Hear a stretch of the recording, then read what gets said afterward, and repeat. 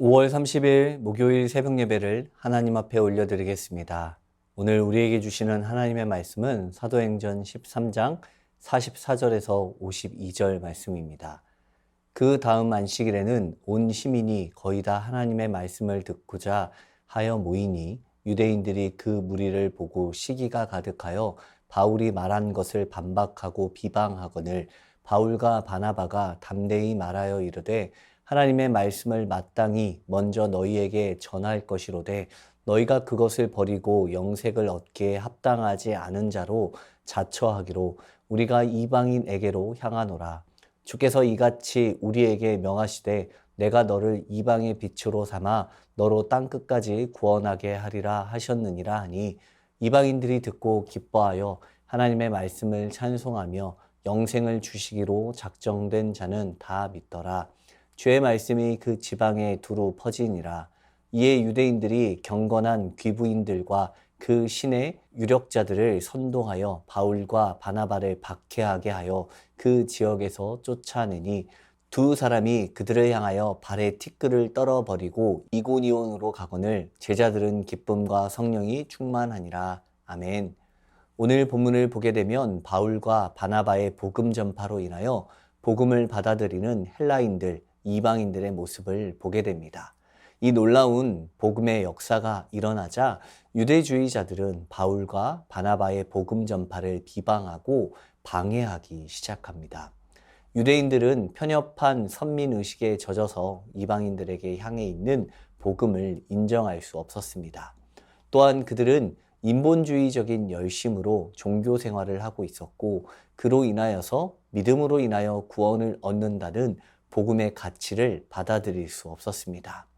바울과 바나바가 복음을 전하는 장소에 하나님을 경외하며 의를 행하는 경건한 이방인들이 그리스도의 복음을 바르게 듣고자 모여들었을 때 유대인들은 그들이 모이는 것을 시기하였고 바울이 말한 것을 반박하고 비방하였습니다. 여기에서 유대인들의 태도가 얼마나 악한지 알 수 있습니다. 비방했다는 말은 인격적으로 헐뜯고 조롱했다는 말이며 반박하였다라는 것은 바울의 모든 의견에 대해서 반대하였다라는 것을 이야기합니다. 바울을 적대하고 있는 이들이 본래 어떤 이들입니까? 이들은 본래 사악한 이들이 아닙니다. 하나님을 섬긴다고 하는 자들이었습니다. 하지만 그들은 복음의 능력이 아니라 율법을 지킴으로써 자신의 의로 살아가는 이들이었습니다. 그리고 그것이 그들의 자랑이었고 도덕적으로 또 신앙적으로 더욱더 우월한 삶을 살아가고 있다고 여겼습니다. 그런데 여기에서 이방인들, 즉 그들이 사람으로 여기지도 않는 이들이 바울과 바나바가 전하는 복음을 듣고 그리스도를 믿게 되니 그들은 바울과 바나바를 악의적으로 비방하고 있는 것입니다. 복음이 전해지는 것에 있어서 가장 큰 방해는 시기와 질투입니다. 사람들이 자기만 가지고 싶어 하는 것이 있는가 하면 자기가 갖는 것도 싫지만 남이 갖는 것은 더 싫은 것이 있습니다. 어떤 사람들에게는 복음이 바로 그와 같습니다. 유대인들은 바울이 전한 복음을 받아들이고 싶지 않았습니다. 그렇다고 해서 자신들이 사람으로 생각하지도 않는 이방인들에게 그 복음을 넘겨주고 싶지도 않았습니다. 그렇기 때문에 악의적인 목적으로 바울과 바나바를 반대하고 비방하고 있는 것입니다. 이와 같은 어려움 가운데 바울과 바나바는 어떤 이야기를 하고 있습니까? 46절 말씀을 보게 되면 하나님의 말씀을 먼저 유대인들에게 전하였다라고 말합니다. 하지만 그들이 말씀을 받아들이지 않았기 때문에 바울과 바나바는 이방인들을 향하여서 복음을 전하게 되었던 것입니다. 물론 유대인들에게 복음을 전하는 것을 포기한 것이 아닙니다. 하지만 복음을 거부하는 이들을 설득하고 그들과 계속된 실랑이를 벌이는 것보다 복음을 받아들일 준비가 된 이방인들에게 복음을 전하는 것이 인간적으로 더 합당한 결정이었을 것입니다. 하지만 이방인에게 복음을 전하게 된 이유 역시 그들의 거절에 의해서 합리적 결정을 내렸다기보다는 이방인을 향한 하나님의 소명과 사명이 있었기 때문입니다. 47절 말씀을 보면 주께서 이같이 우리에게 명하시되 내가 너를 이방의 빛으로 삼아 너로 땅끝까지 구원하게 하리라 하셨느니라 라는 말씀과 같이 바울과 바나바는 유대인 청중 앞에서 메시아이신 예수님에 관해서 선포하면서 하나님께서 그들에게 맡기신 사명에 충실히 순종하고 있는 모습을 나타내고 있습니다. 예수 그리스도의 복음은 인종과 혈통이나 인간이 세워놓은 어떤 조건적인 방법으로 멈추어지지 않습니다. 예수님은 오히려 할례받지 못한 이방인들에게 당시 유대인들로서는 절대로 하나님의 구원의 대상이 될 수 없다고 여겼던 이들에게 복음을 선포하게 하셨습니다. 이를 위하여 이스라엘 백성들을 온 세계에 흩으시고 흩어진 유대인들을 통하여서 이방인들에게 복음이 흘러 들어가게 하셨습니다. 하나님은 이방의 죄인을 구원하시기 위한 자신의 계획을 이루시기 위해서 때로는 고난을 사용하시고 모여있는 이들을 흩으시기도 합니다. 이 모든 상황은 하나님의 계획 가운데 이루어지는 것임을 신뢰해야 합니다. 바울과 바나바의 복음 전함으로 인하여서 이방인들이 모두 듣고 기뻐하여 하나님의 말씀을 찬송하며 영생을 주시기로 작정된 자는 모두 믿었다고 성경은 말씀하고 있습니다. 복음은 무조건 전해지고 들려지게 된다고 해서 복음을 받아들이게 되는 것은 아닙니다. 48절에 말씀하고 있는 것처럼 작정된 자, 즉 하나님의 택한 백성만이 그 복음에 반응하며 하나님의 자녀로서의 삶을 살아갈 수 있는 것입니다. 바울과 바나바의 복음 전파로 주의 말씀이 그 지방에 두루 퍼지자 또다시 그를 반대하는 세력들이 나타나기 시작합니다. 50절 말씀을 보면 유대인들이 경건한 귀부인들과 신의 유력자들을 선동하여 바울과 바나바를 지역에서 쫓아내었다고 말합니다. 당시 도시의 유력자들과 지도자들이 유대인들의 청을 들어줄 수밖에 없었던 이유는 당시 기독교가 황제 숭배를 위협한다고 생각하였을 수 있기 때문입니다. 게다가 비시디아 안디옥에 사는 유대인들이 바울과 바나바가 전하는 복음으로 인하여서 동요되는 것도 이 도시가 지향하는 로마의 평화를 위반하는 것이기 때문에 그들이 복음을 전파하는 것을 정당한 종교활동으로 인정할 수 없다고 생각하였을 수도 있습니다. 어떤 이유에서든지 바울과 바나바는 쫓겨남을 당하였습니다. 그러나 본문의 마지막 부분에 기록된 제자들의 모습을 보면 발에 티끌을 떨어버리고 기쁨과 성령이 충만하였다라고 말씀하고 있습니다. 발에 티끌을 떨어버린다는 말은 제자들이 도시를 떠나게 된 책임이 도시 지도자들에게 있다는 것을 상징합니다. 그리고 그들은 그렇게 쫓겨남을 당하지만 기쁨과 성령이 충만하였음을 볼 수 있습니다. 우리의 삶에도 마찬가지입니다. 복음은 항상 엇갈리는 반응을 유발합니다. 기뻐하며 곧바로 영접하는 이들이 있는가 하면 매우 강경하게 부인하고 심지어 복음 전파하는 자들을 해하려 하는 자들도 있습니다. 그렇기 때문에 우리는 좌절하거나 절망하지 아니하고 언제나 주님의 복음을 전하는 일에 열심을 다하며 기뻐하는 믿음의 백성들이 되어야 할 것입니다. 하나님은 어떠한 상황에서도 복음을 전하는 이들을 직접 보살피시며 그들에게 성령의 충만함과 기쁨으로 함께 하실 것입니다. 오늘 주신 말씀을 기억하며 기도하겠습니다. 어느 누구에게도 차별 없는 복음을 주신 주님을 신뢰하며 그 복음의 은혜를 주신 하나님께 감사와 기쁨으로 나아가게 하옵소서. 썩어 없어질 세상의 것이 아니라 썩지 아니할 주님의 복음을 신뢰함으로 하나님의 말씀을 찬송하며 기뻐하게 하옵소서.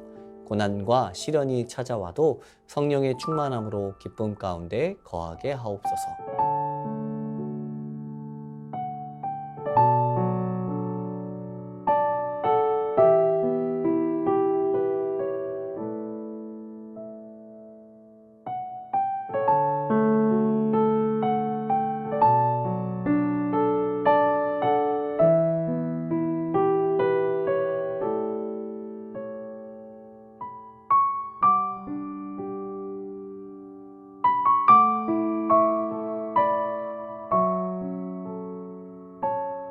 나라와 열방을 위해서 기도합니다. 한국교회의 사역과 성도들의 신앙생활이 위축되지 않게 하시고 주어진 상황 속에서 최선을 다하여 하나님께 영광 올려드릴 수 있는 담대함을 허락하여 주옵소서. 전 세계 이상기후 가운데 폭염과 폭풍, 토네이도로 많은 인명피해로 어려움에 처해 있습니다. 모든 자연 환경을 다스려 주시고 하나님의 샬롬이 임하게 하옵소서. 파푸아뉴기니 산사태로 인해 매몰된 생존자들이 빠른 시일 내에 구조되게 하시고 구호 물품과 장비들이 신속히 전달되게 하옵소서.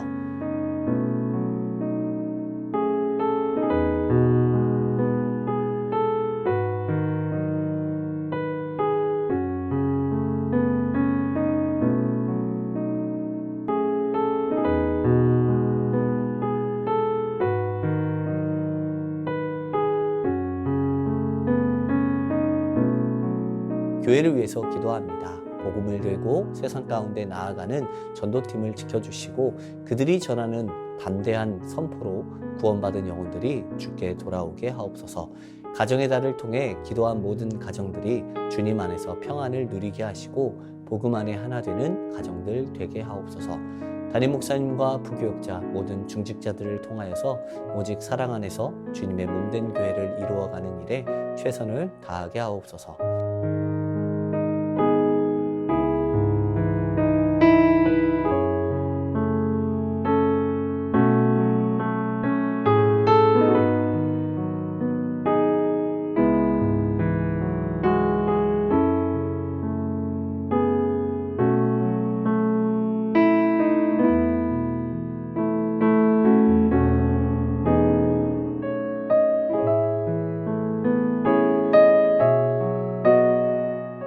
선교사님과 환우분들을 위해서 기도합니다.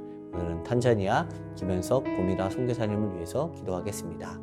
다르살렘에서 공사 중인 기독대학 학사관의 공사가 안전으로 마무리될 수 있도록 탄자니아 선교사회 서기로 섬기고 있는데 6월 선교사 수련회가 은혜로 준비되어 질 수 있도록 김현석 선교사가 다르살렘과 아루샤를 계속해서 이동하며 사역을 감당하고 있는데 지치지 않고 안전으로 잘 감당하고 아루샤에 거주하는 자녀와 고미라 선교사도 안전으로 지켜주시도록 환우분들을 위해서 기도합니다. 문구숙 권사님 림프암 판정 받으시고 4주에 한 번씩 이틀간 항암 하시는데 항암을 통해 깨끗하게 치료받게 하옵소서. 정기섭 집사님 큰 사고 이후 회복 중에 있습니다. 후유증 없이 잘 회복되게 하옵소서. 염점동 집사님 한 달에 한 번씩 검사를 진행하는데 좋은 결과 나와서 전립선 암으로부터 완전히 자유롭게 하옵소서.